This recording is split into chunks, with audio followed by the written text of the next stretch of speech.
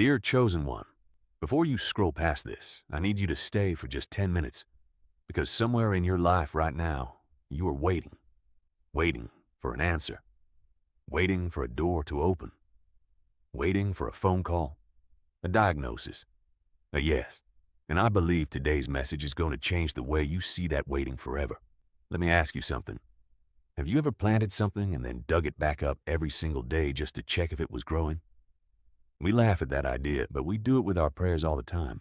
We ask God for something and then we dig it up daily with worry, checking, doubting, wondering if it's ever going to grow.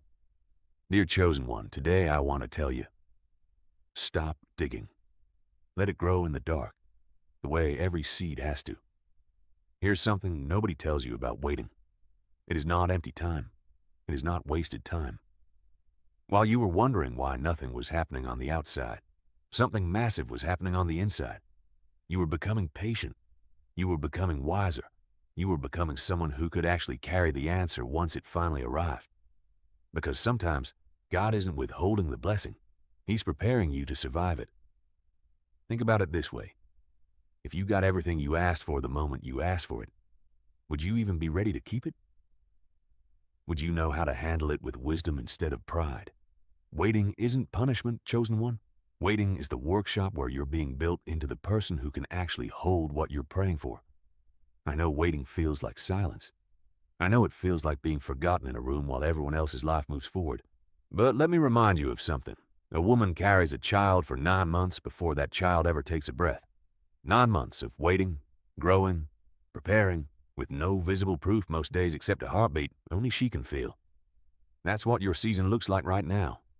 There is a heartbeat of something alive inside your situation, even if no one else can see it yet. Even if some days you can barely feel it yourself. So, let me ask you plainly. What have you been waiting on so long that you've almost stopped believing it's coming? A marriage healed? A body healed? A child? A career breakthrough? A relationship restored? I want you to hold that thing in your mind right now. Don't push it away. Look at it directly, and I want you to hear this. It has not been forgotten. It has not expired. It has not been given to someone else instead of you. It is still yours. It is simply still in the oven. And pulling it out too early would ruin the very thing you're praying for. There's a story about a farmer who planted 4 different crops. The first grew in 3 months. The second grew in 6 months. The third took a full year. And the fourth took years before it broke through the ground at all.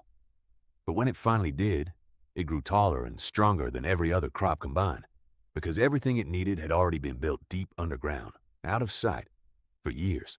Chosen One, some of you are that 4th crop. You've watched everyone else's blessings show up faster. You've watched people who prayed after you already received what you're still waiting for. And I know that's painful, but your root system is being built for something that has to last. What comes quickly can leave quickly. What takes years to build usually takes years to shake. If this is speaking to you right now, don't scroll away. Hit that like button, subscribe, because I promise you, there will be another day in this waiting season when you need to hear this exact reminder again. Let's talk about the danger of comparison, because I think it's quietly destroying more faith than almost anything else. You were never called to live someone else's timeline. Their season of harvest is not your season of harvest, and that is not a flaw in your story. That is simply the truth of how growth works. A sunflower does not apologize for blooming in summer instead of spring. It blooms exactly when it's ready. And when it finally does, nobody remembers or cares that it bloomed a few months later than the tulip. All they see is the bloom. So stop measuring your worth against someone else's clock. Stop assuming God forgot about you just because your neighbor, your friend, your sibling seems to be receiving faster. Their yes is not proof that your no is permanent. It is simply proof that they were on a different timeline than you, and yours is still being written. Here's your declaration for today. Say it quietly or out loud if you're brave enough. I release the pressure of comparison. I trust the process even when I cannot see the progress. My waiting is not wasted. It is working. What is meant for me will not miss me, and it will arrive at exactly the moment I am ready to receive it. I want you to think about David for a moment. He was anointed king as a teenager. Anointed. Chosen. marked for greatness by a prophet in front of his own family. And then what happened? He didn't sit on a throne the next day. He went back to the fields, back to the sheep, back to the exact same ordinary life he had before, except now he was carrying a promise nobody else could see. Years passed. He was hunted, hidden in caves, betrayed, exhausted, and still, the promise was true the entire time.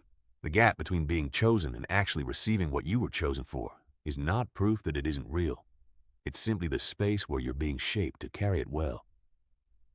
So, dear chosen one, if you are in your field season right now, the ordinary, unnoticed, unglamorous stretch between the promise and the fulfillment, don't despise it.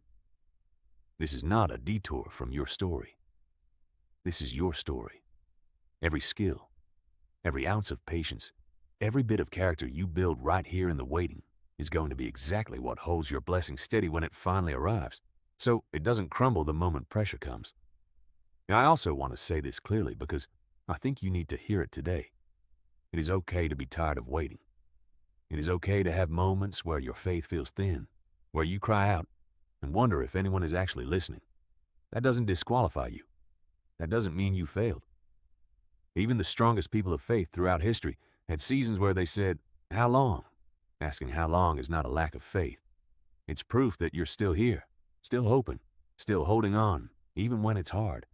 That in itself is a kind of courage most people never talk about. Before you go, I want you to do something. Think of one person in your life who is also in a waiting season right now. Someone who's tired, someone who feels forgotten. Send them this video today. You might be the exact reminder they didn't know they needed. And if this message met you exactly where you are, subscribe so the next message finds you too, right when you need it. You are not forgotten. You are not behind. You are not too late. You are exactly where you need to be, being prepared for exactly what's coming. Until next time, walk in peace.